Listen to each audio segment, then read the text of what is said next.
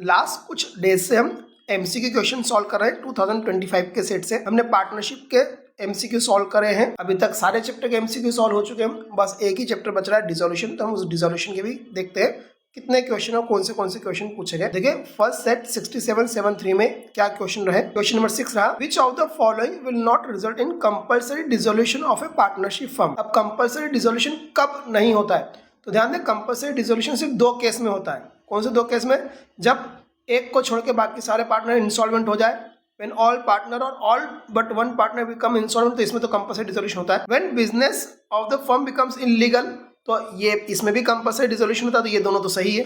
हमसे क्या पूछा? नॉट रिजल्ट, ये दोनों तो सही है। when some event has taken place which makes it unlawful for the partner to carry on the business of the firm in the partnership, again ये भी बी पॉइंट को ही थोड़ा सा समझाया गया है। और लास्ट पॉइंट है when a partner dies, तो ये वाला है जिसमें फर्म का कंपल्सरी डिसोल्यूशन नहीं होगा।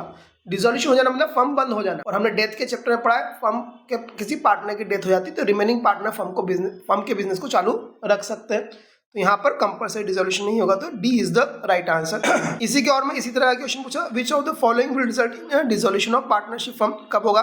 तो डेथ के केस में डिसोल्यूशन नहीं होगा। इंसॉल्वेंसी ऑफ ए पार्टनर, एक पार्टनर के इंसॉल्वेंसी में भी नहीं होता है। When the business of the firm become illegal, इस केस में होता है। Expiry of the period of partnership, partnership firm के जो पीरियड थे उसका एक्सपायरी हो जाना, तो इसमें होता है, पर ये कंपल्सरी नहीं होता है। तो कंपल्सरी कब होगा? When the business of the firm become illegal, C is the right answer. और ये जो डी ऑप्शन है इसमें डिसोल्यूशन का केस क्या बनता है? जब कोई इवेंट हैपनिंग होती है, इवेंट हैपनिंग वाली बात है, तो कंपल्सरी डिसोल्यूशन सी है। बी में क्या था? इंसॉल्वेंसी ऑफ ए पार्टनर, एक पार्टनर की इंसॉल्वेंसी में फर्म डिसॉल्व नहीं होगी। सारे पार्टनर इंसॉल्वेंट हो जाए या एक को छोड़ के बाकी सारे इंसॉल्वेंट हो जाए तो फर्म डिसॉल्व होती है। तो यहाँ पर C is the right answer. एक और क्वेश्चन है यहाँ पर, Sandhya Suman were partners in a firm sharing profits and losses in the ratio of 3:5। They decide to dissolve the firm on 31 March 24। On the date of dissolution the balance sheet of the firm showed a balance of 80,000 in sundry debtors and a balance of 5,000 in provision for doubtful debts.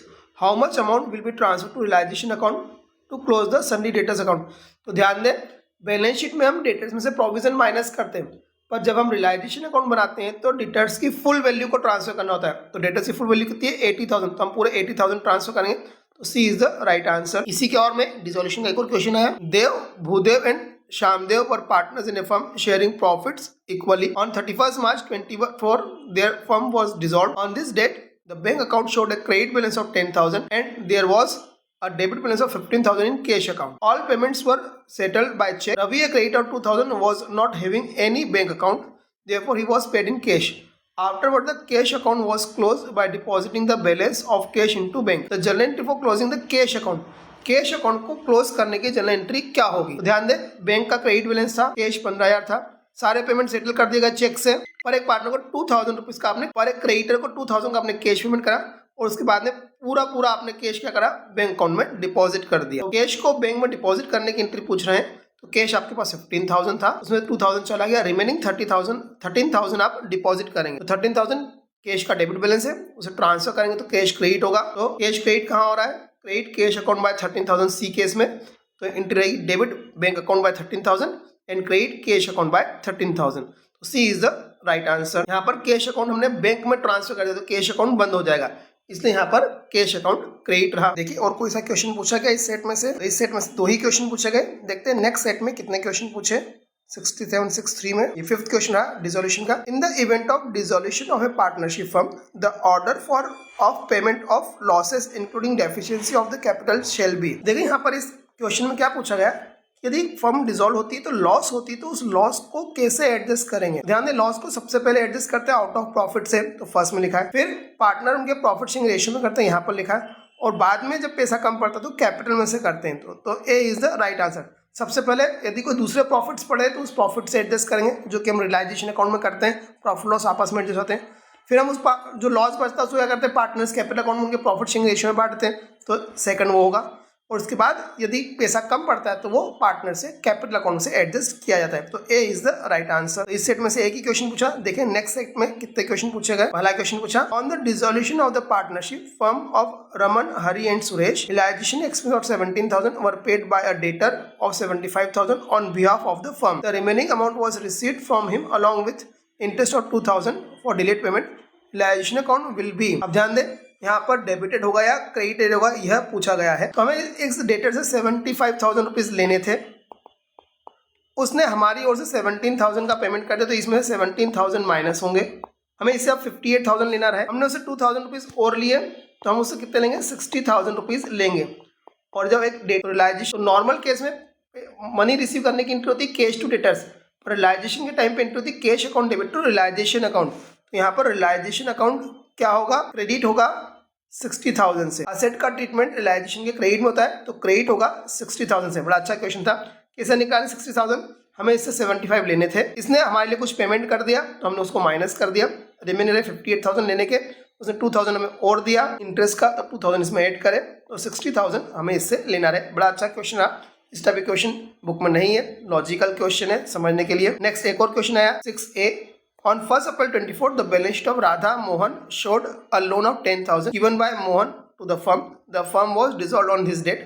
Mohan's loan will be discharged by crediting which of the following account? तो ध्यान दें, partner का loan कभी भी किसी भी account में transfer नहीं होता, उसका पेमेंट तो उसके लोन अकाउंट से ही होगा।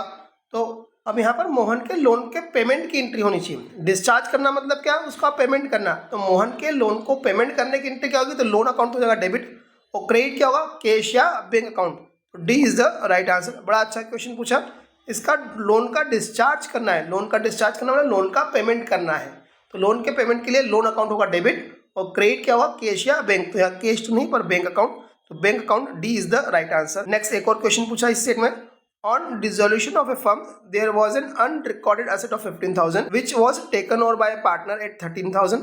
Partner's capital account will be debited by। ध्यान दें, अनरिकॉर्डेड एसेट कितने की है उससे मतलब नहीं है, किस अमाउंट पे पार्टनर ने लिया उससे मतलब है। तो 13,000 पे पार्टनर ने ले लिया, तो पार्टनर का कैपिटल अकाउंट ने 13,000 से ही डेबिट होगा, तो D is the right answer. इस सेट में से और कोई क्वेश्चन नहीं पूछा। देखिए नेक्स्ट सेट में से क्या क्वेश्चन पूछे। नेक्स्ट सेट में 11 नंबर क्वेश्चन आया। White, Sean and Todd were partners in a firm sharing profit and losses equally. Sean's wife had advanced a loan of 1 lakh to the firm. The firm was dissolved. Sean's wife loan had already been transferred to realization account. The amount credited to discharge Sean's wife loan. तो यहाँ पर again वैसे ही है कि loan का payment कराए तो क्या क्रेडिट होगा। अभी हमने ऊपर कहा था पार्टनर के लोन का पेमेंट था, इस बार पार्टनर की वाइफ के लोन का पेमेंट है। तो जितने भी आउटसाइड लोन का पेमेंट है वो रियलाइजेशन अकाउंट से होता है, तो वहाँ एंट्री क्या होगी, realisation account debit to cash या बैंक। यहाँ पर रियलाइजेशन अकाउंट डेबिट होगा।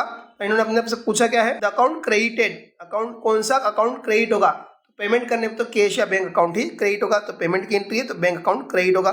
ऊपर भी पेमेंट की एंट्री थी तो बैंक अकाउंट ही क्रेडिट होगा। तो इस सेट में से यह क्वेश्चन था। देखिए नेक्स्ट सेट में क्या क्वेश्चन आते हैं। देखिए 11 number question. Bayan, Sean and Brian were partners in the firm. Sean had advanced a loan of 1 lakh to the firm. On 31st March 24, the firm was dissolved. After transferring various assets other than cash in bank and outside liabilities to realization account, Sean took over furniture of book value of 90,000 in part settlement of his loan account. For the payment of balance amount of Sean's loan account will be credited with. कितने से credit होगा, amount पूछा गया है। तो loan था 1 लाख का, उसमें से 90,000 का उसने फर्नीचर ले लिया, कितना पेमेंट और करना बचा 10,000। तो बड़ा सिंपल सा क्वेश्चन है, यदि समझ में आए तो कि क्या करना है। 10,000 का payment, D is the right answer. Next देखिए और कोई सा क्वेश्चन पूछा क्या, इस सेट में और कोई सा क्वेश्चन नहीं पूछा। नेक्स्ट सेट में देखते हैं। 9th क्वेश्चन पूछा। Arushi, Vivaan and Mitali were partners in a firm. On 31st March 24, the firm was dissolved. On that date, the firm had debtors of 60,000 and provision for doubtful debts 3,000 were existing in the books. Debtors of 8,000 proved bad and full amount was realized from the remaining debtors. The amount realized from debtors was. ध्यान दें, dissolution के case में provision for doubtful debts से हमें कोई focus नहीं करना चाहिए। तो 60,000 के डेटर्स से, और इस 60,000 के डेटर्स में कितना बेड हो गया, 8,000 बेड हो गया, तो रिमेनिंग 52,000 डेटर्स से रिसीव होंगे। 52,000 सी में है, तो C is the right answer. और इस सेट में से और कोई सा क्वेश्चन नहीं पूछा गया। तो ध्यान दें, 1 या 2 क्वेश्चन इस चैप्टर में से पूछे जाते रहे हैं, बाकी सब चैप्टर में से ज़्यादा क्वेश्चन है, पर ये चैप्टर के भी क्वेश्चन तो देखने ही पड़ेंगे, क्योंकि कब कौन सा क्वेश्चन आ जाए, किस चैप्टर में से आ जाए, कुछ नहीं कर सकते। तो यहाँ पर अब पार्टनरशिप के सारे क्वेश्चन 2025 के सेट के डाल दिए हैं, और इवन चैप्टर वाइज डालें ताकि आपको एक ही जैसे क्वेश्चन बार बार आए तो उनके बीच का डिफरेंस भी समझ में आ जाए कि दोनों में डिफरेंस क्या है, और यदि रिपीट है तो बार बार करने पे आपको क्वेश्चन कैसे सॉल्व होगा ये भी याद हो जाएगा, और साथ में आप भी क्वेश्चन को सॉल्व करके देखें।